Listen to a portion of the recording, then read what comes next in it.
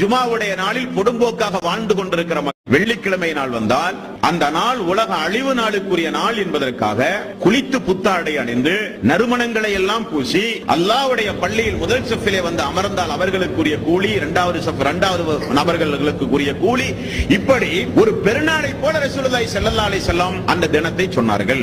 அந்த தினம் நீங்கள் நோன்பு வைக்காதீர்கள் என்று சொன்னார்கள். அந்த நாளில் இபாதத்து அதிகம் அல்லாஹ்விடத்தில் ஏற்றுக்கொள்ளப்படக்கூடிய நாள். அந்த நாளில் ஒரு நேரம் உண்டு.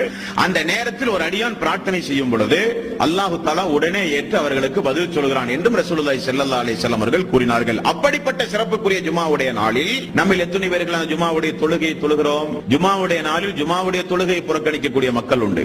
ஜுமாவுடைய நாளில் இமாம் தொழுகை நடத்துகிற பொழுது வருகிற மக்கள் உண்டு. ஜுமாவுடைய நாளில் வந்து பள்ளியில் உறங்குகிற மக்கள் உண்டு. ஜுமாவுடைய நாளில் பொடும்போக்காக வாழ்ந்து கொண்டிருக்கிற மக்கள் உண்டு.